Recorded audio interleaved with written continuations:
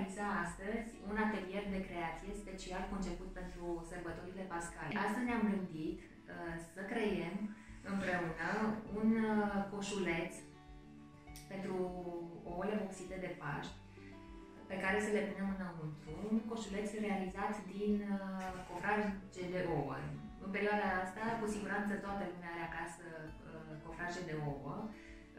Puteți să folosiți fie cofrag de ouă de 4 ouă, așa cum avem și noi, fie un cofrag de ouă de 6 sau de 10 și fiecare după ce posibilități are și cum găsește acasă. Noi am pregătit încă de ieri cofragul, deoarece pentru realizarea acestui tutorial, acestui material, vom avea nevoie de următoarele instrumente de lucru. Un cofrag de ouă, culori colorate, acoarele, carioci, ce aveți? Lipici. De lipici. De foarfecă. De foarfecă și de hârtie. Și de ouă la final. Și de ouă la final, ca să punem ouă în cofrag să vedeți cum arată. Dacă nu aveți hârtie colorată acasă, putem să folosim și hârtie albă, iar acum să trecem la treabă să realizăm acest coș minunat pentru ouăle de Paște. Așa cum vă spuneam, noi am ales un cofrag de ouă mai mic, de 4 ouă, pe care l-am vopsit în mov. L-am vopsit încă de ieri, deoarece trebuie să se usuce și astfel încât să putem lucra și să putem confecționa acest coș minunat de Paști. Mai întâi, acest cofrag se taie, vom tăia capacul. Mami, dă-mi voie să... Uite, te las pe tine să tai acum bucata asta. Se taie cofragul în două. De asemenea, tăiem și mijlocul acesta de la cofrag. O să tai eu pentru că se taie destul de greu.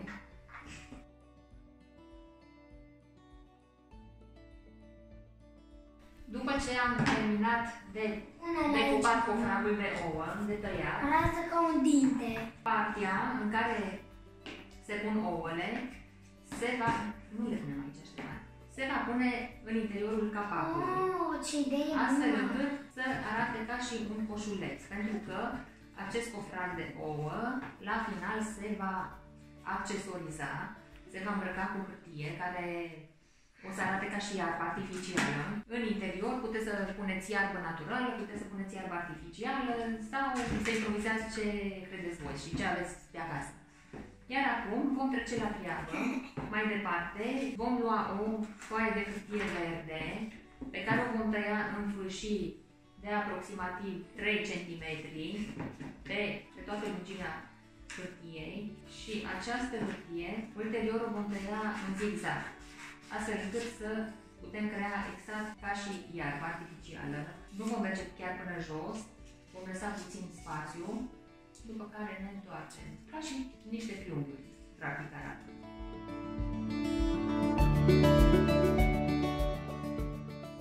Se vor folosi două părți suprapuse, deoarece o să arate mult mai bine și mult mai frumos. Ieri am decupat niște ouă pe care le-am colorat în diverse culori. Îmi amintesc! Se pot accesoriza cofragele de ouă dacă doriți și cu... Hai să vi le arăt! Gata!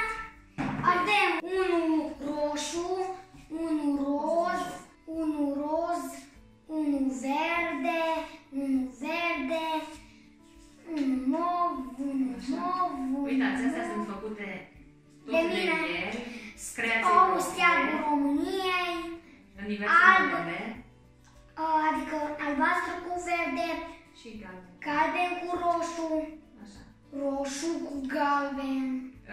După ce am terminat de tăiat hârtia în zigzag, uitați, așa o să arate la final, această hârtie se va lipi cu lipici pe părțile laterale ale coșului. Așa o să arate. Noi o să începem să o lipim.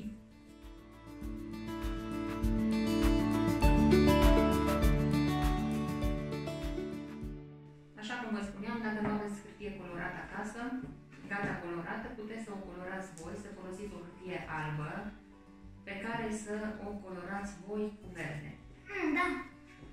Și asta se poate, să puteți să o vopsiți în verde. Cu acoarele, cu creioane colorate, cu carioci, cu acoarele.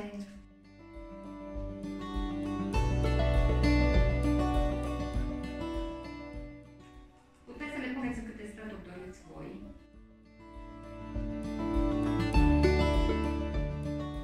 Acum vom suprapune, astfel încât cele două hârtii să fie așa suprapuse, una peste cealaltă, să se vadă frumos colțișorii.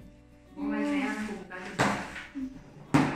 Dacă doriți, putem să punem și niște ouă, pute de ștefan și colorate de el, ca și accesorii, o să fie și mai frumos, o să arate și mai colorat și mai vioi.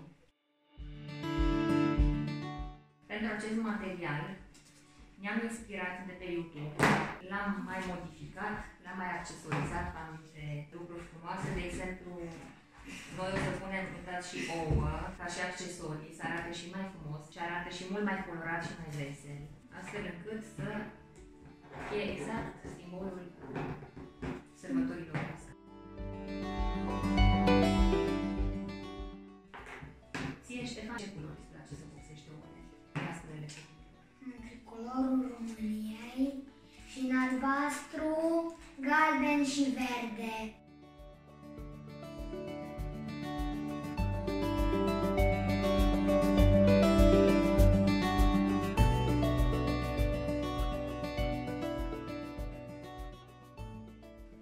La finalul s-a foarte frumos și continuăm prin aplicarea ouălor pe marginea cufragului până terminăm de lipit toate ouăle. Depinde de mărimea cufragului. Noi, de exemplu, am folosit un cufrag de 4 ouă și în perioada aceasta, așa cum am zis, toată lumea are cufraje de ouă pe care le poate folosi și ar fi păcat să nu profităm de acest lucru și să facem lucruri minunate și utile. Și acum o să punem un ou și... Deci, uitați, așa arată un cufrag de ouă. Noi l-am accesorizat cu ouă colorate, diverse culori și tricolorul României făcut de către Ștefan, împopsit de către Ștefan. Uite aici. Așa. Vom pune ouăle.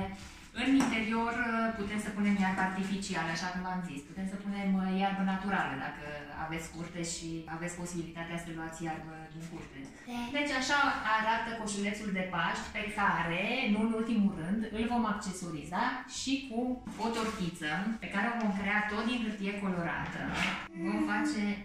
Vom accesoriza coșulețul nostru, o tortiță creată tot din hârtie colorată. Noi am ales culoarea verde.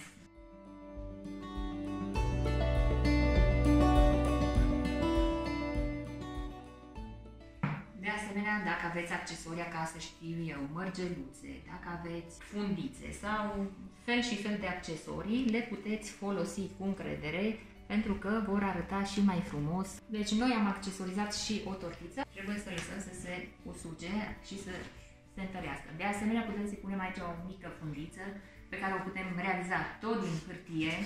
Iau o bucată de hârtie roșie pe care o vom tăia în bucăți. Cam așa arată.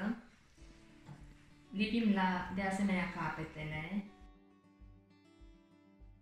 Deci punem lipici pe ambele capete și fiecare capăt îl aducem până la mijloc. Uitați, așa să arate. Le-am suprapus unul peste celălalt. Fundița pe care tocmai am creat-o, o lipim la mijlocul tortiței și la final așa o să arate coșul nostru de Paști.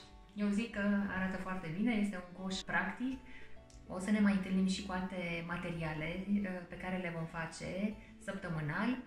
Să aveți sărbători fericite și liniștite, să fiți cuminți, să vă aducă iepurașul tot ce vă doriți, pentru că sigur ați fost cuminți și meritați acest lucru. Vă invit și pe voi să realizați un astfel de coșuleț pentru ouăle de Paște. Vă pupăm și vă dorim sărbători fericite! Pa, pa, dragi copii!